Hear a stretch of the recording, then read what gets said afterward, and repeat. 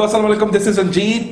This is management consultant, certified success coach, and I'm a learning and development manager in a private organization. आज इस topic पे बात हो रही है वो बड़ा जबरदस्त टॉपिक है. ऑलरेडी मैंने उसकी 2 सीरीज आपके लिए तैयार कर दी हैं और बस एक तीसरी सीरीज आपके लिए और भी मैंने तैयार कर दी जिसका नाम है self management development program series number 3.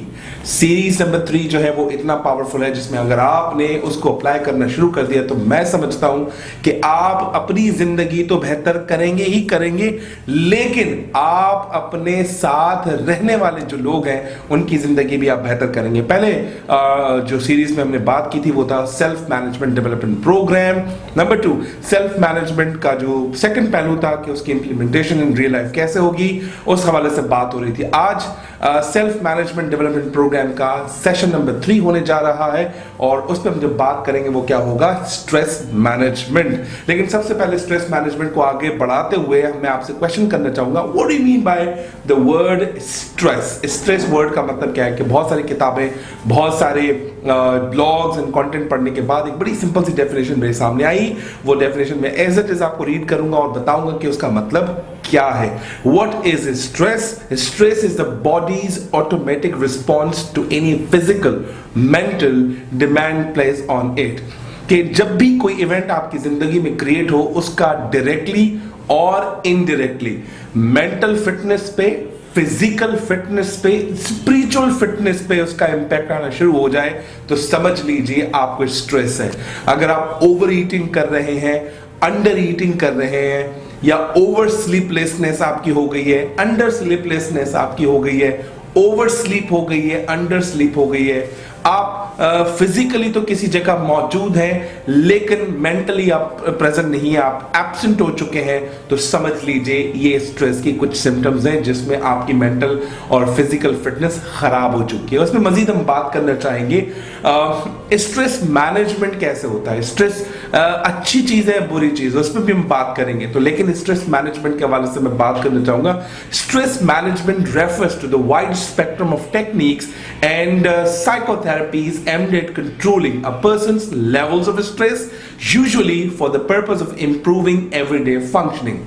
हम करते क्या है कि स्ट्रेस मैनेजमेंट जो है वो बहुत बड़ी कोई साइंस नहीं है, कोई डिफिकल्ट टर्मिनोलॉजी नहीं है. छोटे छोटे आपको स्टेप्स आपको लेने पड़ेंगे. उन छोटे छोटे स्टेप्स में आपकी फिजिकल एसेंस पे बात हो रही होगी, आपकी मेंटल एसेंस पे बात हो रही होगी, कुछ एक्सरसाइजेस की हम बात करेंगे, कुछ मूड डाइवर्जन की बात करें, एंगर मैनेजमेंट की बात करेंगे, सिचुएशन हैंडलिंग की बात करेंगे जिससे हम आपका स्ट्रेस मैनेज कर सकते हैं. स्ट्रेस मैनेजमेंट जो है वो इतना आसान भी नहीं है, इसकी बड़ी जबरदस्त टेक्निक्स यूज होती हैं. उसमें हम आपको फोर्स दिलवाएंगे कि आप उन चीजों को आप अमल में लेकर आए. तो लाओ त्सु की लास्ट टाइम भी मैंने एक बड़ी जबरदस्त बात की थी, वही आज एज इट इज वर्ड्स मैं आपके सामने पढ़ने वाला हूं.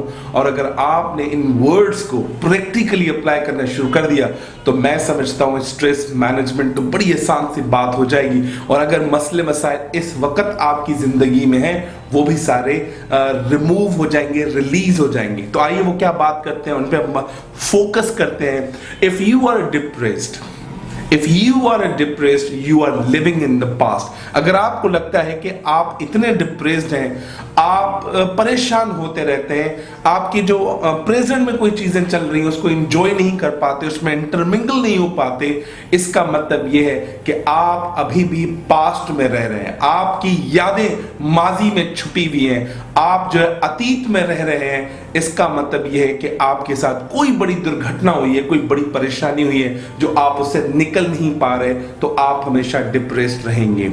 Depressed people are always living in the past. Now the second statement, if you are anxious, you are living in the future. अगर आप फिक्रमंद हैं तो इसका मतलब आपको आज से भी कोई गर्ज नहीं है, आपके जो पास्ट में गलतियां हुई थी उसी से भी आपको कोई गर्ज नहीं है. आप हमेशा फ्यूचर की फिक्रमंदी में इतने परेशान है. कल क्या होगा, मैं गाड़ी नहीं ले पाया तो मेरे साथ क्या होगा, अगर मैंने अच्छी नौकरी नहीं मिली तो क्या होगा, अगर मैं बिजनेसमैन नहीं बन पाया तो क्या होगा. मैं अच्छा स्पीकर नहीं बन पाया तो क्या होगा, अगर मैं ये नहीं कर पाया तो वो क्या होगा। तो इन्हीं कश्मकश में दिमाग की वायरिंग में एक खलल पैदा हो जाता है और दिमाग की वायरिंग फिर वही मैसेजेस को इंप्लीमेंट करके आपकी बॉडी को खराब कर देती है और मेंटल सिग्नल्स जो है आपकी बॉडी में इतना इंपैक्ट कर देते हैं और आप किसी भी चीज से नहीं रह पाते, आप प्रेजेंट को भी इंजॉय नहीं कर पाते। अगर आप फिक्रमंद है सिर्फ फ्यूचर के लिए तो आपका पास्ट भी खराब होगा क्योंकि आपने उसको एंजॉय नहीं किया था, क्योंकि आज का जो प्रेजेंट है कल जाके वही पास्ट होगा। सो पॉइंट नंबर 3 लाओ त्से की बात पढ़ते हैं। If you are at peace you are living in the present. अगर आपको लगता है आप बड़ी जबरदस्त जिंदगी गुजार रहे हैं और आप पीसफुल हैं, पीस ऑफ माइंड आपकी जिंदगी में है, तो इसका मतलब आप प्रेजेंट में रह रहे हैं। तो 3 जो आपके पास टेंसेस हो गए, जैसे आप इंग्लिश में पढ़ते थे, पहला आपका पास्ट हो गया, फ्यूचर हो गया और प्रेजेंट हो गया। जिंदगी में वही इंसान खुश रह पाता है जो प्रेजेंट में अपनी जिंदगी को बेहतर गुजारता है, अपनी जिंदगी को बेहतर लम्हात में ऐड करके आगे बढ़ रहा होता है। So these are the amazing thing जिससे आप अपना स्ट्रेस को मैनेज कर सकते हैं। तो आइए, आपने थोर मूवी देखी होगी और थोर मूवी तो नहीं है लेकिन मैंने उससे थोड़ा इंस्पिरेशन लेकर मैंने थोड़ा सा अपना एक कंटेंट तैयार किया है। स्ट्रेस जो है वो कुछ भी नहीं है, stress is the name of event है। स्ट्रेस इटसेल्फ इज नथिंग, जैसे जस्ट इवेंट। आपकी जिंदगी में कोई चीज हुई है और आपने उसको कैसे रेस्पॉन्स किया है, उस पर कैसे रिएक्शन किया है, वही आपके लिए क्या बन जाता है, लम्हाए फिक्रिया बन जाता है या लम्हाए लर्निंग बन जाता है। क्योंककि जिंदगी में सबके लिए, सब लोगों के पास 24 घंटे हैं, 7 दिन हैं, 30 दिन या 28 दिन या 29 दिन महीने में, 365 दिन साल में है। जो इंसान जिस तरीके से इस्तेमाल करता है वैसी ही उसकी जिंदगी स्टार्ट हो जाती है, वैसी ही जिंदगी वो गुजारना शुरू कर देता है। तो आइए सबसे पहले पॉइंट नंबर 1 पे बात करूंगा। पॉइंट नंबर 1 ये है, stress is nothing but event. Stress कुछ नहीं है, एक जिंदगी में इवेंट होने का नाम है। Point number 2, event is not important. जो इवेंट आपकी जिंदगी में हुआ है वो शायद इतना इंपॉर्टेंट नहीं है। You give meaning to the event, positive और negative, that is important. For example, अगर आप एग्जाम में फेल हो जाते हैं और आप एग्जाम में जो फेल हुए, जो फेल होना है वो आपका इवेंट है, इवेंट इंपॉर्टेंट नहीं है। अब उस फेल होने को आप क्या मायना देते हैं, उसको क्या मीनिंग देते हैं, दैट इज इंपॉर्टेंट। आज मैं फेल हुआ, कोई बात नहीं, मेरी गलती थी, मैंने तैयारी नहीं की थी, नोट्स अच्छे नहीं पढ़े थे, बुक सही नहीं पढ़ा था, टाइम नहीं दिया, डिसिप्लिन नहीं था। इन सब चीजों को आप बेहतर करने की कोशिश कर रहे हैं। It means you learn something from your failure, that is a great meaning into the event. लेकिन आपने क्या किया, इवेंट का मतलब क्या निकाला, यहाँ तो चलती पर्ची है, यहाँ तो रिश्वत पे काम होता है, टीचर्स की आपस में सेटिंग होती है, बच्चा टीचर को गिफ्ट देता है, उस वजह से उसके अच्छे नंबर आ जाते हैं, मैं गिफ्ट नहीं देता, मैं फेल हो जाता हूं, यहाँ तो तालीम को बड़ा गर्क हो गया है। इस तरह की आप मीनिंग निकालना स्टार्ट कर देते हैं। तो जो आपने अपने आप से खुद कलामी की है वैसे ही ब्रेन आपका काम स्टार्ट कर देता है। वो इंपैक्ट आपकी बॉडी पे, आपके ब्रेन पे और स्पिरिचुअल थॉट और विजुअलाइजेशन पे इंपैक्ट कर देता है। सो इवेंट होना बुरी बात नहीं है, इवेंट होना गलत नहीं है। इवेंट तो गलत है ही नहीं, लेकिन उसकी जो आपने मीनिंग दी है वो सही या गलत हो सकती है, उस पर मजीद बात करेंगे। और चौथा पॉइंट इस टॉपिक का ये है, it will make you a warrior और अ वरियर। ये जो इवेंट आपकी जिंदगी में हुआ है वो आपको या तो वॉरियर बनाएगा, जंगजू बनाएगा, या वरियर बनाएगा, या तो फिक्रमंद बनाएगा। अब देखिए कि बहुत सारी आजकल कल मैं क्रिकेट पे बहुत एग्जांपल देता हूं, बिकॉज आई लव स्पोर्ट। मैंने अपनी ऑर्गेनाइजेशन के अंदर स्पोर्ट्स को काम से इसलिए जोड़ा है क्योंकि मुझे पता है कि एम्प्लॉय इंगेजमेंट से, स्पोर्ट्स से लोगों की प्रोडक्टिविटी बहुत अच्छी आती है। अब देखिए, अब कुछ लोग ये मतलब बहुत सारे लोग हैं जिनसे मैं अपना फीडबैक लेता हूं, बात करता हूं। मैंने कहा देखें, बहुत सारे लोग ऐसे होते हैं जो अपना काम करके घर जाते हैं तो वो फ्रस्ट्रेट हो जाते हैं, कभी कभी डिसअपॉइंट हो जाते हैं। मूड उनका चेंज करने के लिए कुछ हमें करना चाहिए। मूड इतना खराब होता है, घर जाते होंगे तो कुछ ना कुछ गुस्सा किसी को और उगलते होंगे। तो मैंने उनके जो लेवल ऑफ फ्रस्ट्रेशन है उसको चैनलाइज करने के लिए रिक्रिएशन रूम के अंदर स्पोर्ट्स का इंतजाम किया है। कोई लोग अपना वहां पर टाइम गुजारते हैं और उनका मूड अच्छा रहता है। प्रोडक्टिविटी ये है कि उनका स्ट्रेस लेवल कम हो जाता है। और मैंने उन्हें कहा कि आप वॉरियर वरियर जो है ना बने कर, बल्कि वॉरियर बने, क्योंकि जब आपका जो स्ट्रेस लेवल है सही जगह चैनलाइज होगा तो घर जाके आप लोगों से सही तरीके से बात करेंगे। इसी तरह से बहुत सारे ऐसे लोग हैं जिंदगी में जिनके पेरेंट्स जल्दी उनकी डेथ हो जाती है, तो पता है वो क्या कहते हैं, मैं इसलिए नहीं पढ़ पाया क्योंकि मेरे वालिद साहब की डेथ हो गई थी, बर्डन हो गया था, और मैंने अपने जो बोझ था, मुझे बच्चों को पढ़ाना था, अपने भाई बहन को पढ़ाना था।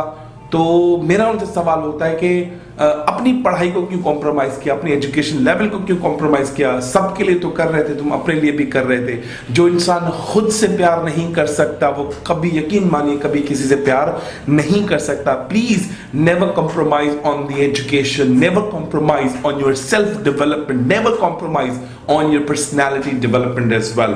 बहुत सारे क्वेश्चंस अगर आपको आते हैं तो लाइव एंड एक्सक्लूसिव जो फेसबुक पे इस वक्त लाइव है वो मुझसे कर सकते हैं सवाल। So what do you have to do? जब आपको स्ट्रेस आता है तो चार तरह की सिचुएशंस आती है। जब स्ट्रेस आता है तो चार तरह की सिचुएशंस आपकी लाइफ में आ सकती हैं। अब क्या होता है, कुछ लोग फाइट करते हैं, स्ट्रेस में आने के बाद वो लड़ना झगड़ना शुरू कर देते हैं। कुछ लोग फेस करते हैं, कुछ लोग फ्रीज हो जाते हैं, कुछ लोग फ्लाइट कर जाते हैं, मतलब भाग जाते हैं, मुझे तो लड़ना ही नहीं है, मुझे तो बात ही नहीं करनी। तो इन चारों लेवल को हम समझना स्टार्ट करते हैं। कुछ लोग क्या करते हैं, फाइट करते हैं। फाइट इसलिए करते हैं कि देखिए, फॉर एग्जाम्पल एक सिचुएशन हम क्रिएट कर देते हैं ऑर्गेनाइजेशन में, जब बजट्स बन रहे होते हैं और for example sales and marketing को बजट ज्यादा चाहिए होता है, फाइनेंस वाले कहते हैं आप अपने कॉस्ट को कम करो, क्वालिटी को बढ़ाओ, कॉस्ट ऑप्टिमाइजेशन करो ताकि प्रॉफिटेबिलिटी अच्छी आए। अगर सेल्स वाला बोले यार कोई बात नहीं, जो तुम कह रहे हो वही सही है और जो तुम कहोगे वैसा ही चलेगा, अगर इस तरह से अगर आपने काम किया तो इट मीन्स आपने वैल्यू ऐड किया ही नहीं। इस चीज को हम कहते हैं फ्रीज हो जाना, फ्रीज हो जाना। उस बंदे की बात मानो और आप बोल जो आप कह रहे हैं वो आप सही कह रहे हैं। This is a wrong behaviour, this is a wrong attitude. अगर आपने आज ये कर लिया, कभी भी लोग आपको सीरियस नहीं समझेंगे, नॉन सीरियस समझेंगे, इसको तो पता ही नहीं है, जो मैंने इसको कहा वैसा का वैसा ऐसे नहीं काम किया। So don't be freeze out when you get stressed. कुछ लोग क्या करते हैं, फेस करते हैं। जब लोग फेस करते हैं तो आपस में अट्रैक्शन लेवल बढ़ जाता है और उनकी इंगेजमेंट लेवल बढ़ जाती है। वो कहते हैं कि कोई बात नहीं, लेट्स वो talk one on one on the same page, on the same table. तुम अपनी रिजर्वेशन से मुझे बताओ, मैं तुम्हें अपनी रिजर्वेशन बताऊंगा, ताकि मिल बांट के विन विन सिचुएशन पे हम काम करें। जब विन विन सिचुएशन पे काम होगा तो मैं समझता हूं कि हम दोनों कंपनी के लिए बेहतर काम कर सकते हैं। The third thing which is very negative in terms of fighting, in terms of thoughts and process रखते हैं तो बड़े मसले मसाइल क्रिएट कर देते हैं। तो मजीद मैं आपको जो है ना वो fight, face and flight, freeze के बारे में बताना चाहूंगा। फाइट इज अ टेम्पररी, अगर लड़ाई झगड़ा करेंगे तो टेम्पररी आपको बेनिफिट तो शायद मिल जाएंगे, लॉन्ग टर्म इसके बेनिफिट्स नहीं होंगे। अगर फ्लाइट कर जाएंगे तो आपको लोग लूजर्स का टैग लगाना स्टार्ट कर देंगे, कहेंगे लूजर है, इसको कुछ नहीं आता, इसको कुछ नहीं पता था, अरे उसको तो काम भी नहीं आता था इसलिए वो छोड़ के भाग गया।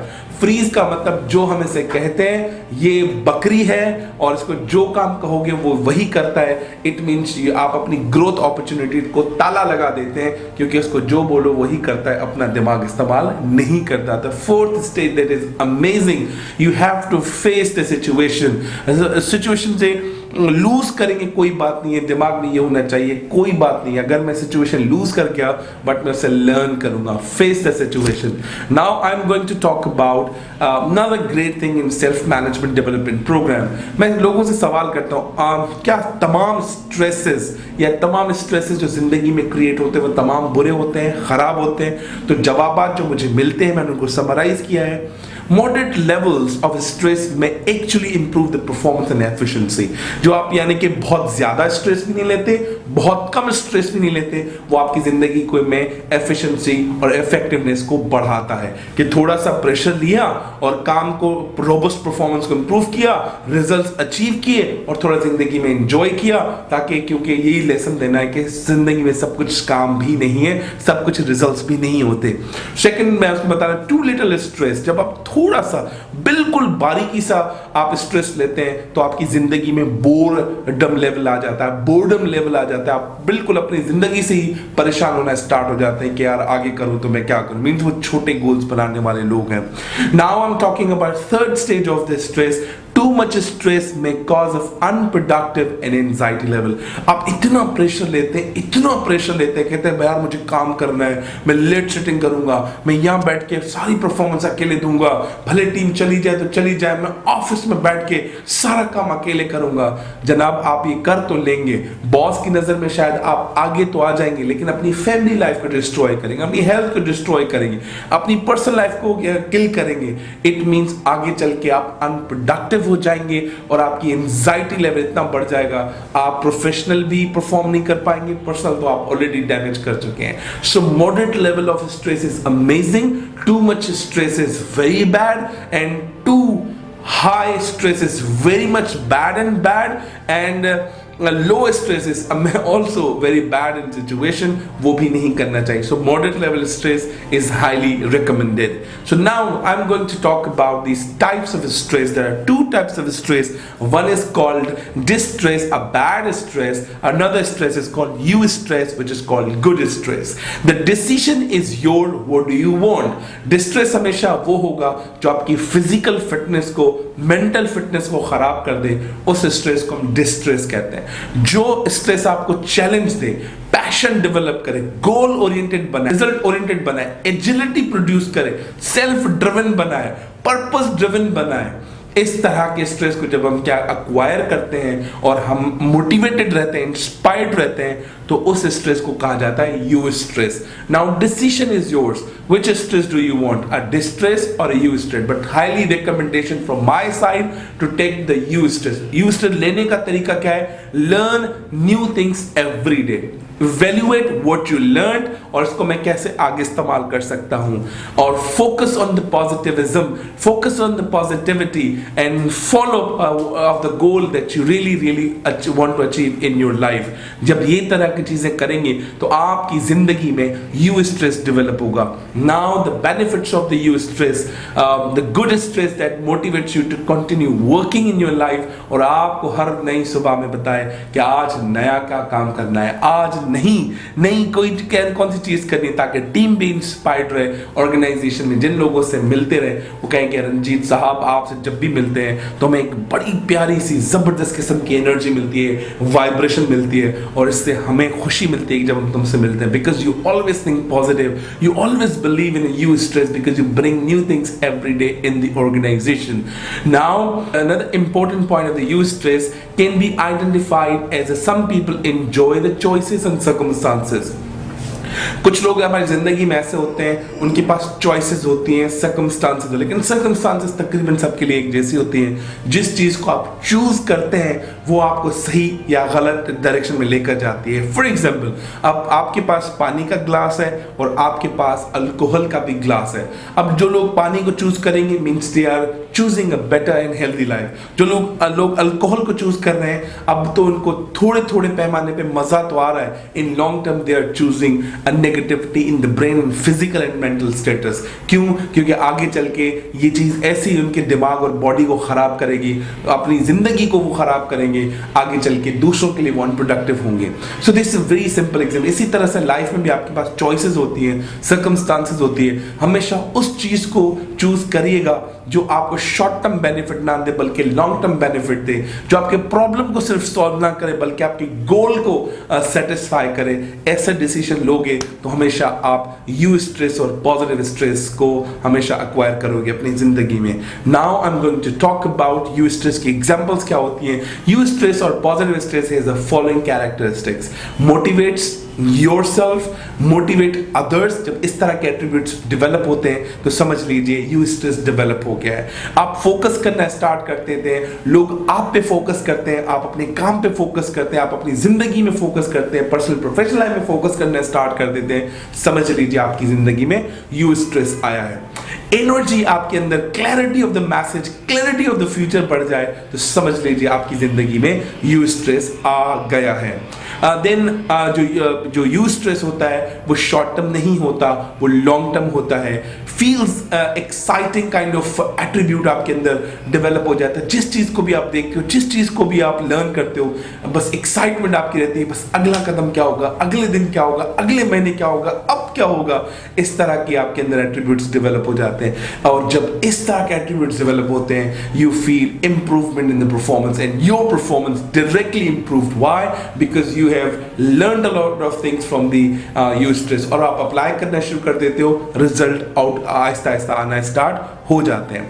और उसके बाद आगे बात करते हैं डिस्ट्रेस, नेगेटिव स्ट्रेस की जो डीमेरिट्स है, वो कौन कौन से प्रॉब्लम्स आपको क्रिएट करता है, वो मैं वर्ड टू वर्ड आपको बताऊंगा। Build pain in the nerves, आपको हमेशा सर में दर्द रहेगा, आपको हमेशा बॉडी में पेन होगा, आपको हमेशा लोगों से मसला होगा, चिड़चिड़ापन आपको लोगों से आना स्टार्ट हो जाएगा। It means that builds a negative pressure in your brain. No longer fun and challenge in the life. आपकी जिंदगी में मजे खत्म हो जाएंगे, challenges खत्म हो जाएंगे, आप negative kind of stress में चले जाएंगे, which is called distress. No relief in the life and no goal setting, vision, mission in the passion in the life. आपकी जिंदगी में सब चीजें खत्म हो चली जाती हैं, and poor decision making, हमेशा आप गलत फैसले करना स्टार्ट कर देते हैं। जब इस तरह की एटीट्यूड, इस तरह के एट्रीब्यूट आपकी जिंदगी में आना शुरू हो जाए, समझ लीजिए आप डिस्ट्रेस में हो। जब आप डिस्ट्रेस में हो तो आप मुझसे राब्ता करना मत भूलिएगा, because I am a coach who can define your life, who can help you to make your life in a better way. Now I'm going to talk about the physical losses of negative effects of stress. आप physical में क्या होता है, आपका weight gain हो जाएगा abnormally, या wait lose हो जाएगा एबनॉर्मली, मींस नेगेटिव स्ट्रेस है। अनएक्सपेक्टेड हेयर लॉस हो जाएंगे, हार्ट पाल्पिटेशंस, आपकी हार्ट बीट्स ऑटोमेटिकली बढ़ना शुरू हो जाएंगी, हाई ब्लड प्रेशर होना स्टार्ट हो जाएगा। इमोशनल बिहेवियर आपका कैसे चेंज होगा, mood swings, anxiety can lead to the depression. इस तरह की चीजें मींस ये आपको बड़ी लॉन्ग टर्म डिस्ट्रेस लेने के बाद आपकी फिजिकल इमोशनल लेवल आपकी खराब हो जाएगी। And the negative stress can lead to unhealthy coping with this strategy, alcohol and drugs. लोग सिगरेट पीना स्टार्ट कर देते हैं, ड्रग्स लेना स्टार्ट कर देते हैं, अल्कोहल का इस्तेमाल कर देते हैं, कहते हैं हमें रिलीफ मिल रहा है। It means this is called hypertensive situation.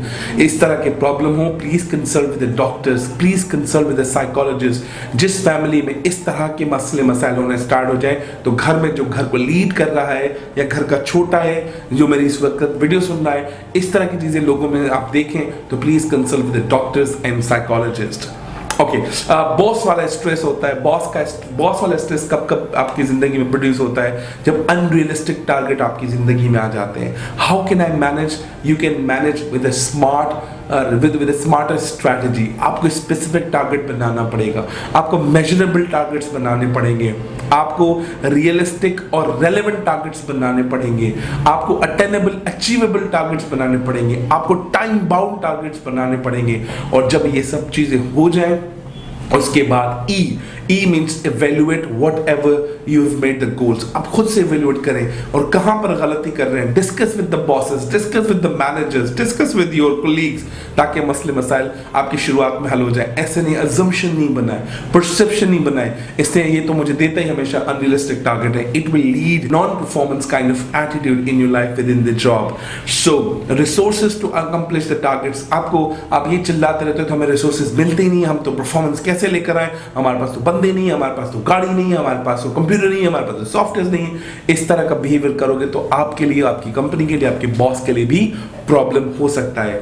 Boss is biased. हमेशा हम कंप्लेन करते हैं मेरा बॉस बायस है, मेरा बॉस बायस है, मेरा बॉस बायस है। बॉस कभी बायस नहीं होता। आपकी परफॉर्मेंस और आपने जो मैसेज अपने बॉस को दिया है through performance and activities, this create biasness amongst you as well. So अभी मजीद मैं आपको स्ट्रेस जो मैनेजमेंट सॉल्यूशंस बताने वाला हूं। इन चीजों को आपको बेहतर करना है। अगर आपने बेहतर कर लिया, समझ लीजिए परफॉर्मेंस आपकी जबरदस्त हो जाएगी। अपने बिलीफ सिस्टम को चेंज करें। आपके जो पुराने थॉट्स है, जो नेगेटिविटी है, पहले उसको अनलर्न करें कि बॉस बुरा होता है, कंपनी बुरी होती है, सेठ हमेशा पैसा कमाने की सोचता है। ये मत सोचिए कि कस्टमर बहुत डिफिकल्ट होता है, प्रोडक्ट नहीं बिकता। आप पॉजिटिवली शुरू कर दें कि यार बॉस इसलिए वो हमसे लड़ रहा है क्योंकि उसका टारगेट भी तो मुझ पर डिपेंडेंट है, उसको भी तो किसी को जवाब देना है, उसको भी तो आगे प्रॉफिटेबिलिटी प्रॉफिट मार्जिन कमा के देने हैं। अगर वो नहीं कमाएगा तो मेरी नौकरी कैसे चलेगी, मेरी परफॉर्मेंस कैसे मेजर होगी। We have to think the boss is also leader. जब हम उसको इस तरह से समझना स्टार्ट नहीं करेंगे तो आपके लिए मसले मसाइल और क्रिएट होंगे। Please discuss with your bosses. जब आप अनरियलिस्टिक टारगेट लगे, बहुत मुश्किल टारगेट लगे और आपको लगे कि यार टारगेट अचीव नहीं हो सकता, sit with the bosses, learn from the bosses, ask your bosses please have a visit with me in the market and help me how can I achieve the target. तो आपकी discussion level बढ़ जाएगा, arguments कम हो जाएंगे, arguments कम होंगे तो pressure कम होगा, pressure कम होगा तो डिस्ट्रेस कम होगा, यू स्ट्रेस आपकी जिंदगी में आ जाएगा सर। उसके बाद avoid the arguments with your bosses. I just recommend you please discuss with them, please discuss the negativities, discuss the positive performance in the company performance and learn the art of the management. आप पहले खुद को तो manage करना start कर दो, हमेशा boss के पर्सपेक्टिव में सोचना स्टार्ट कर दो। यार वो तुम्हारी लेवल से होकर आया है, he knows the nitty-gritties of the things, he knows the loopholes. Please take suggestion from your bosses when you are in the trouble. If you really want to grow, everyone has a 24 hours. Learn to utilize 24 hours. Learn new things relevant to your job. नहीं सीखोगे वहीं के वहीं रह जाओगे।